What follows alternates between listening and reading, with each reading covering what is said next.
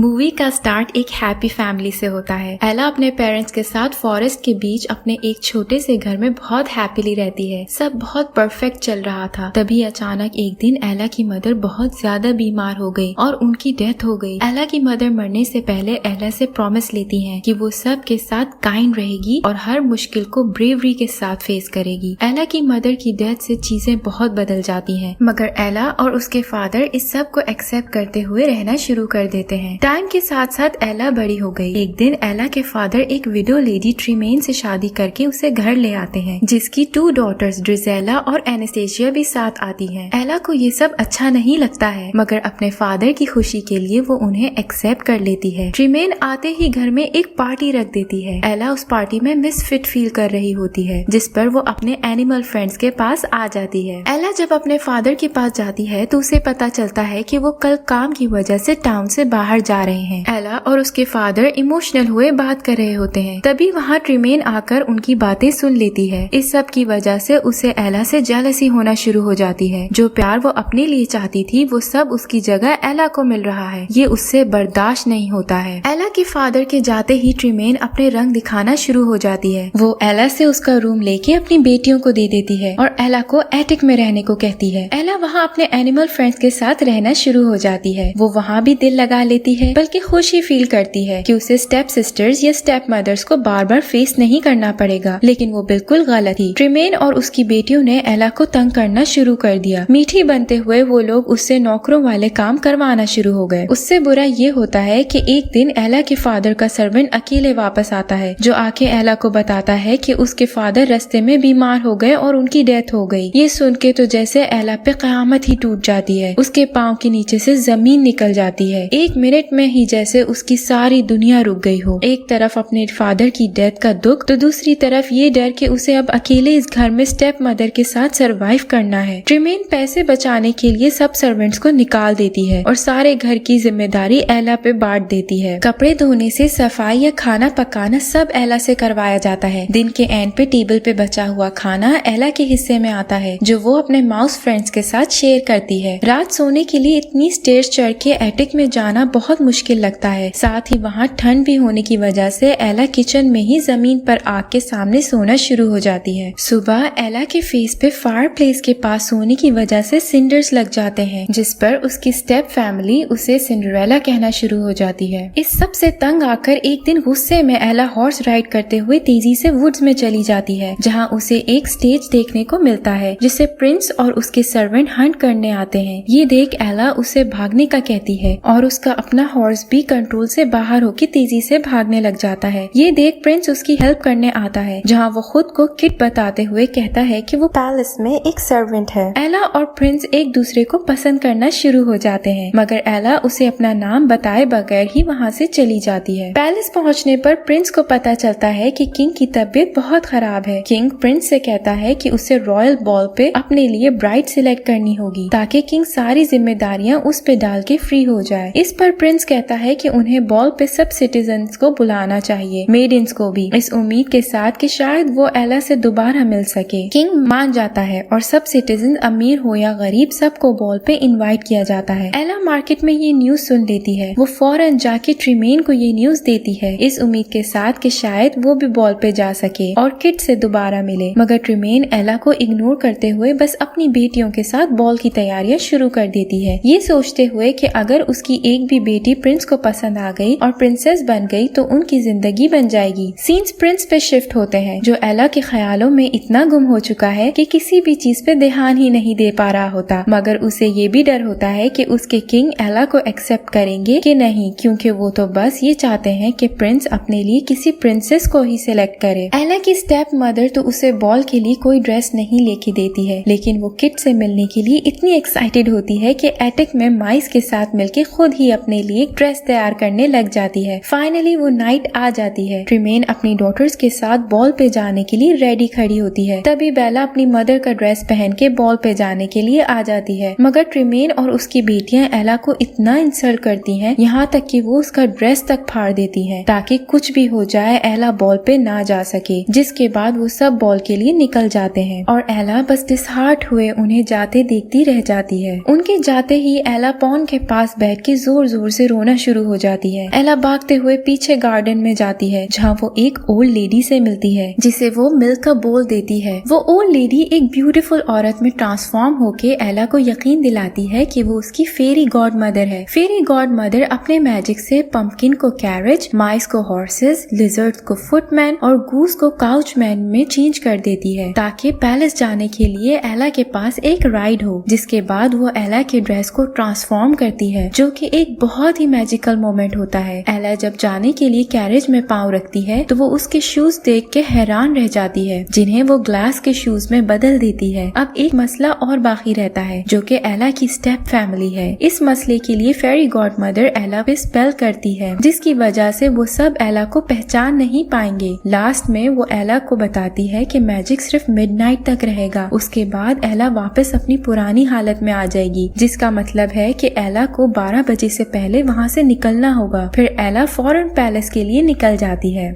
Ball पे सब citizen, हर kingdom की प्रिंसेस पहुंच चुकी होती है मगर प्रिंस की आंखों को जिसका इंतजार है वो अब तक वहां नहीं पहुंची है। ये चीज प्रिंस को कुछ बेचैन सी कर देती है जिसका अंदाजा किंग लगा लेता है। किंग के सवालों से बचने के लिए प्रिंस एक प्रिंसेस को बात करने के लिए बुला लेता है। बॉल की सेलिब्रेशन स्टार्ट होने ही लगती है कि एंट्री होती है एला की, जिस पर सबकी नजरें उस पर पड़ती हैं और प्रिंस के साथ साथ सब बस उसे ही देखते रह जाते हैं। प्रिंस की खुशी का तो कोई ठिकाना ही नहीं रहता है। वो फौरन एला से मिलने के लिए आगे बढ़ता है। सब लोग साइड पे होके इन दो लवर्स के लिए रास्ता बना देते हैं। एला के लिए अब भी प्रिंस एक सर्वेंट ही है। वो किड से मिलके खुश तो बहुत है लेकिन हैरान भी हो रही होती है कि सब बस उनको क्यों देख रहे हैं। प्रिंस उसे कहता है कि वो सब बस एला और उसकी खूबसूरती को देख रहे हैं, जिसके बाद दोनों डांस स्टार्ट कर देते हैं। ये एक बहुत ही मैजिकल, क्यूट, रोमांटिक मोमेंट होता है। एक आम सी लड़की पैलेस में एक प्रिंस के साथ डांस कर रही है। सबकी नजरें बस उन दोनों पे ही होती हैं। ट्रिमेन एला को पहचान तो नहीं पाती है मगर प्रिंस को ऐसे उसके क्लोज देख के बहुत जेलस होने लग जाती है, जिस पर वो अपनी बेटियों को भी डांस के लिए भेज देती है। डांस के बाद प्रिंस एला को सबके बीच से निकाल के अपने साथ ले जाता है, जहाँ एला को पता चल जाता है कि किट ही प्रिंस है। वो बहुत हैरान तो होती है मगर किट उसे काम डाउन करते हुए माफी मांग लेता है। यहाँ सब लोगों में फंस मच जाती है कि आखिर वो लड़की है कौन। कोई भी नहीं जानता है कि वो कौन है और कहाँ से आई है। प्रिंस एला को अपने साथ सीक्रेट गार्डन में ले जाता है जहाँ वो आज तक किसी को नहीं लेके गया था। वहाँ वो एला को स्विंग देता है। तभी उसका शू उतर जाता है जो प्रिंस नी पे बैठ के खुद एला को पहनाता है। प्रिंस एला से उसकी आइडेंटिटी पूछने की कोशिश करता है मगर तभी एला को एहसास होता है कि 12 बजने वाले हैं, जिस पर वो प्रिंस से मजीद कोई बात किए बगैर वहाँ से भाग जाती है। किट उसके पीछे भागता है। पैलेस से निकलते हुए एला किंग से मिलती है, जिसे बस इतना कहती है कि उसका बेटा एक बहुत ही अच्छा इंसान है और किट उससे बहुत प्यार करता है। जिसके बाद वो बाहर की तरफ भाग जाती है और किंग बस उसे देखता ही रह जाता है। स्टेयर से उतरते हुए एला के पाँव से शू उतर जाता है। किट के पीछे आने की वजह से वो शू वहीं छोड़ के अपनी राइड में बैठ जाती है। प्रिंस को उसका शू मिल जाता है। प्रिंस शू लेके उसके पीछे जाने लगता है मगर कैप्टन उसे वहीं रोक के सोल्जर्स के साथ एला के पीछे निकल जाता है। 12 बज जाते हैं और वो सब वापस चेंज होना शुरू हो जाते हैं। ये देख लिजर्ड सोल्जर्स को रोकने के लिए गेट बंद कर देता है। सोल्जर्स को पीछे छोड़ के जब ये लोग निकल आते हैं सब वापस अपनी पुरानी हालत में आ जाते हैं सिवाय एला के शू के, जिसका दूसरा हिस्सा प्रिंस के पास है। एला चलते हुए वापस घर की तरफ आती है। रास्ते में बारिश भी शुरू हो जाती है। अचानक पीछे अपनी स्टेप फैमिली की राइड आते देख एला फौरन घर के अंदर जाके शू छुपा देती है। रात एला इस सब के लिए इतनी एक्साइटेड नजर आती है कि फौरन फ्री होके इस सब के बारे में अपनी डायरी में लिखती है। सीन्स पैलेस में शिफ्ट होते हैं जहाँ किंग की तबीयत बहुत खराब हो जाती है। वो अपने आखिरी टाइम में अपने बेटे के लिए वो सब करना चाहता है जो कोई भी अच्छा फादर करेगा, इसलिए किंग अपनी पसंद प्रिंस पे इम्पोज करने के बजाय उसे अपनी पसंद से शादी करने की परमिशन दे देता है। किंग प्रिंस से कहता है कि वो जितनी जल्दी हो सके उस लड़की को ढूंढ ले। ये कहते ही किंग की डेथ हो जाती है। किट न्यू किंग बन के लोगों में ये खबर फैला देता है कि वो लड़की आकर प्रिंस को दूसरा शू दिखाए और अगर उसकी विश हुई तो किंग उससे शादी भी कर लेगा। ये सुन के एला खुशी खुशी घर की तरफ जाती है और एटेक में जाके शू ढूंढने लग जाती है। तभी उस पर रिवील होता है कि ट्रिमेन ने वहाँ उससे पहले पहुँच के शू ले लिया है। ट्रिमेन एला को कहती है कि वो सिर्फ तभी एला को किट से शादी करने देगी अगर एला उन सब को अपने साथ पैलेस ले जाए और अपनी स्टेप सिस्टर्स की शादी किसी रिस्पेक्टेबल आदमियों से करवाएगी। एला के मना करने पर ट्रिमेन शू लिए एला को एटिक में लॉक करके चली जाती है। ट्रिमेन शू का टूटा हुआ पार्ट ग्रैंड ड्यूक के पास लाती है, जो उसकी बेटियों की शादी करवाने के लिए तैयार हो जाता है, सिर्फ इस कंडीशन पे कि वो एला को हमेशा के लिए हिडन ही रखेगी। ट्रिमेन मान जाती है। ग्रैंड ड्यूक शू का टूटा पार्ट प्रिंस को दिखाता है और झूठ बोलता है कि वो लड़की खुद को छुपा रही है। किट उसकी बात नहीं सुनता है और कहता है कि कुछ भी हो जाए वो उसे ढूंढ के ही रहेगा। ग्रैंड ड्यूक किट से प्रॉमिस लेता है कि अगर वो लड़की ना मिली तो किट उस प्रिंसेस से शादी कर लेगा जिसे उसके फादर ने मरने से पहले पसंद किया था। किट मान जाता है। ग्रैंड ड्यूक किट को पैलेस में ही रहने का बोल के खुद कैप्टन के साथ हर घर और गली में जाके किंगडम की हर लड़की को शू पहना के ट्राई करता है, मगर किसी को भी शू पूरा नहीं आता है। फाइनली वो लोग एला के घर पहुंच जाते हैं, जहां एला की स्टेप सिस्टर्स को भी शू पूरा नहीं आता है। तभी एक बर्ड एटिक का डोर खोल देती है और एला की सिंगिंग की आवाज बाहर आनी शुरू हो जाती है। कैप्टन उस लड़की को बुलाने का कहता है, मगर ट्रिमेन कहती है कि वहाँ कोई नहीं है। ग्रैंड ड्यूक भी वापस जाने के लिए जोर डालता है। उसी दौरान किट, जो कि सोल्जर्स के बीच में छुपा हुआ सारा टाइम उनके साथ था, खुद को सबके सामने लाता है और उस लड़की को मिलने का ऑर्डर देता है, जिस पर कैप्टन जाके एला को एटिक से लेके आता है। किंग एला को मैरिज के लिए प्रपोज करते हुए वो शू पहनाता है, जिसके बाद एला किंग के साथ पैलेस के लिए निकल जाती है। जाते जाते वो अपनी मदर को किया हुआ प्रॉमिस पूरा करते हुए ट्रिमेन और उसकी बेटियों को माफ करके जाती है। लास्ट सीन्स में एला और किट शादी कर लेते हैं। किट सारी किंगडम के सामने अपनी क्वीन को किस करता है और फिर वो दोनों हमेशा साथ खुशी खुशी रहते हैं। यही एक हैप्पी एंडिंग हो जाती है।